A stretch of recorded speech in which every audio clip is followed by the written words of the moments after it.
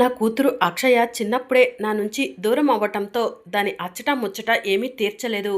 అందుకే ఓణీల వేడుక ఘనంగా జరిపించాలనుకుంటున్నాను.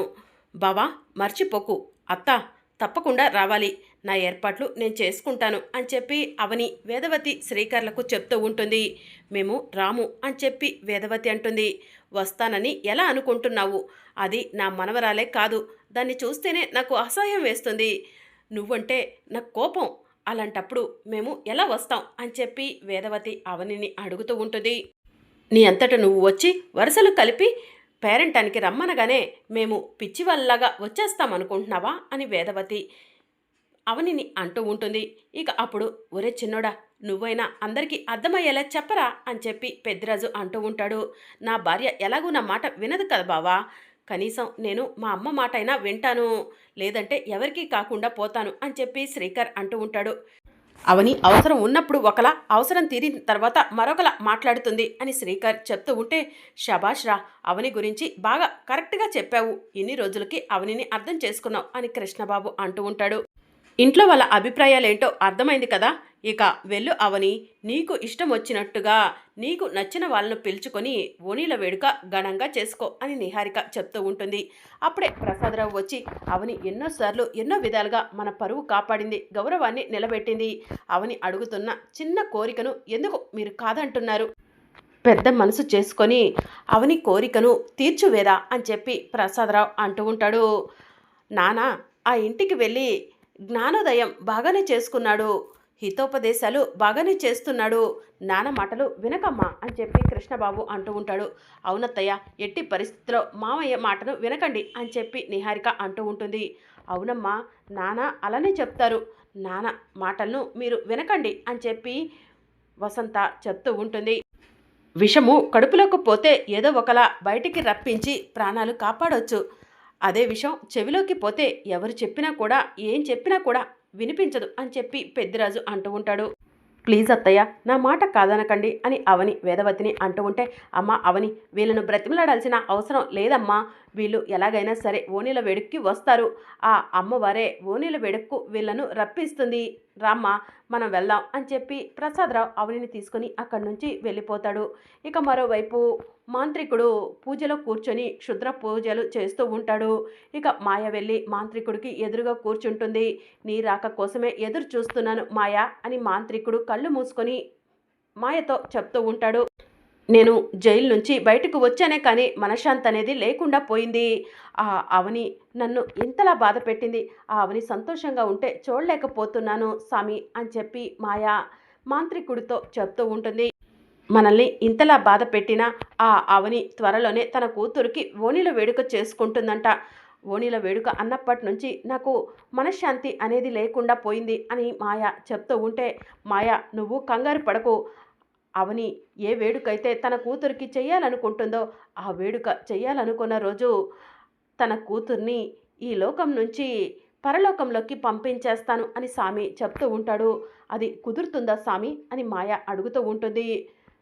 ఎన్నో పూజలను వశం చేసుకున్నాను, మంత్రాలను సిద్ధించుకున్నాను. వాటన్నిటి సహాయంతో ఆ అక్షయను ఆ వేడుక రోజే ఈ లోకం నుండి పరలోకానికి పంపిస్తాను. నువ్వు టెన్షన్ పడకు మాయా, శాంతంగా ఉండు. నా బలం, ధైర్యం అన్నీ కూడా నువ్వే. మనం ఎంతో కష్టపడి మన కార్యాన్ని సిద్ధించుకునే టైంకి ఆ అవని అక్షయులు వచ్చి మొత్తం కూడా నాశనం చేశారు. ఒక అంతరాయం ముగిసింది. ఇప్పుడు రెండవ అంతరాయం మొదలవుతుంది. ఈసారి మనం ఫెయిల్ అవ్వము. ఎట్టి పరిస్థితిలో మనం అనుకున్న పని పూర్తవుతుంది మాయా అని మాంత్రికుడు మాయకు చెప్తూ ఉంటాడు. ఇక నువ్వు బయలుదేరు మాయా అని మాంత్రికుడు చెప్తూ ఉంటే ఇక మాయ అక్కడి నుంచి వెళ్ళిపోతుంది. ఇక మరోవైపు అక్షయ అవని ఇద్దరు కూడా బెడ్రూమ్లో కూర్చొని ఉంటారు. వాళ్ళను ఎలాగైనా సరే ఓణీల వేడుక్కి పిలవాలని వెళ్ళాను, కానీ వాళ్ళేమో ఓణీల వేడుక్కి రానంటున్నారు. ఏం చెయ్యాలో చెప్పు అక్షయ అని చెప్పి అవని అడుగుతూ ఉంటుంది. నువ్వేం చేస్తావో నాకు తెలియదమ్మా అని చెప్పి అక్షయ అంటూ ఉంటుంది. వాళ్ళకు నువ్వంటే నేనంటే కోపం, ద్వేషం, అలాంటి వాళ్ళు మనం పిలిస్తే వస్తారా ఏంటి అని అవని అక్షయ్కు చెప్తూ ఉంటుంది. ఎందుకమ్మా టెన్షన్ పడుతున్నావు? గురువారం అంటే ఇంకా చాలా సమయం ఉంది. ఈలోగా నువ్వు ఏదో ఒకలా వాళ్ళను ఈ వేడుక్కి వచ్చేలా చెయ్యమ్మా అని అక్షయ అవనిని అడుగుతూ ఉంటుంది. సరే, నా ప్రయత్నం నేను చేస్తాను. ముందు అన్నం తిందాం పదా అని చెప్పి అవని అంటుంది. నాకు ఆకలిగా లేదు అని అక్షయ్ అంటుంది. అయితే నాకు కూడా ఆకలిగా లేదు అని చెప్పి అవని అంటుంది. అదేంటి రోజు ఈ టైం కల్లా నువ్వు భోజనం చేస్తావు కదమ్మా అని చెప్పి అక్షయ అవనిని అడుగుతూ ఉంటుంది. నువ్వు కూడా ఈ సమయం కల్లా భోజనం చేస్తావు కదా అని చెప్పి అవని అంటుంది. అప్పుడే ప్రసాదరావు ప్లేట్లో భోజనం పెట్టుకొని అవని అక్షయ్ దగ్గరకు వచ్చి సరిపోయారు. ఏంటి మీ బాధంతా ఓణీల వేడుక్కు మీ నానమ్మ రావట్లేదనే కదా, మీ నానమ్మ వస్తుంది రప్పిస్తాను అని చెప్పి ప్రసాదరావు చెప్తూ ఉంటాడు. నిజమా తాతయ్య అని అక్షయ అడుగుతూ ఉంటుంది. నా బంగారు మనవరాలు అక్షయ ఓణీల వేడుకంటే వాళ్ళ నానమ్మ లేకపోతే ఎలా చెప్పు అని చెప్పి ప్రసాదరావు అంటూ ఉంటాడు. మోయ కానీ అత్తయ్య అందుకు ఒప్పుకోవట్లేదు కదా అని చెప్పి అవని అంటుంది.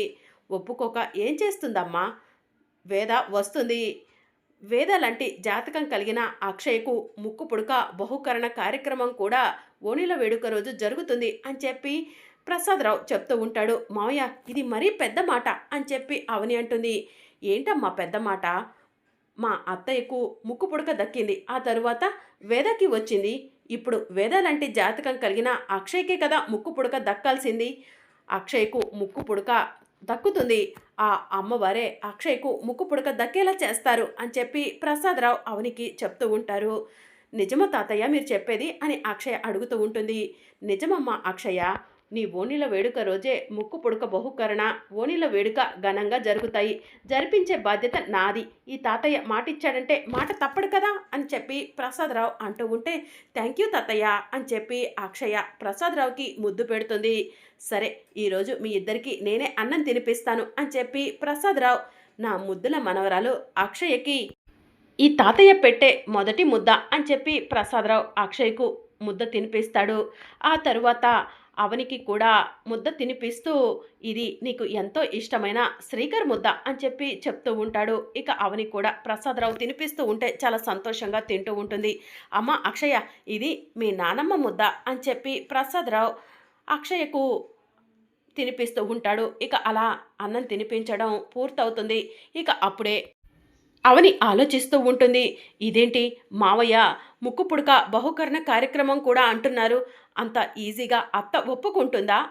ఆ ముక్కు పుడక గురించి ఎన్నోసార్లు ఎన్నో గొడవలు జరిగాయి అని చెప్పి అవని ఆలోచిస్తూ ఉంటుంది. ఇక మరోవైపు ప్రసాదరావు అక్షయ్ను తీసుకొని స్కూటీ మీద బయట నుంచి ఇంటికి వస్తూ ఉంటాడు. తాతయ్య నానమ్మ ఒక్కళ్ళు ఓణీల వేడుకకు ఒప్పుకుంటే ఇంట్లో వాళ్ళందరూ ఒప్పుకున్నట్టే అని చెప్పి అక్షయ ప్రసాదరావుకి చెప్తూ ఉంటుంది. చిన్నదానివైనా కూడా చాలా చక్కగా చెప్పావమ్మా అని చెప్పి ప్రసాదరావు అంటూ ఉంటాడు. ఇక వేదవతి ఒంటరిగా బయట కూర్చొని ఉంటే శ్రీకర్ వేదవతి దగ్గరకు వచ్చి రేపు హాస్పిటల్కు వెళ్ళాలమ్మా అని చెప్పి చెప్తూ ఉంటాడు. ఇప్పుడు నాకు బాగానే ఉంది శ్రీకర్ అని వేదవతి చెప్తూ ఉంటుంది.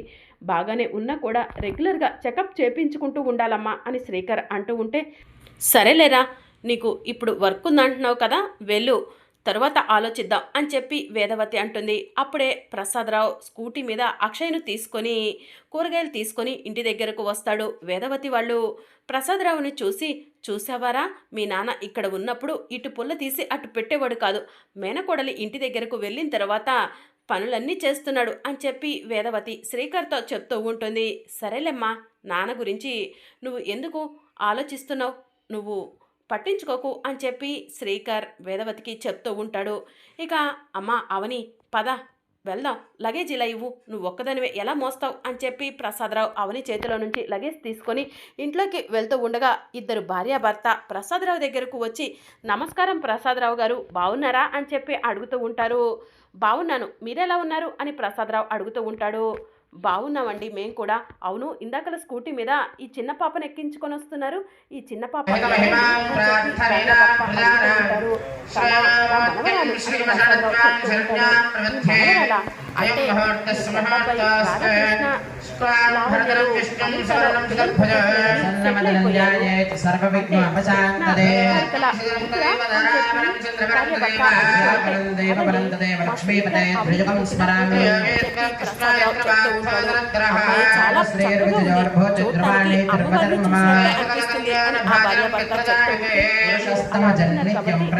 శరణం హరిం నిజంగానే అమ్మవారి రూపము పాలన భగవాన్ మంగళాయతం మరిహి ముక్కు పుడక అందుకోపోయేది కూడా వందే వరదస్యామో హృదయస్థో జనార్దనః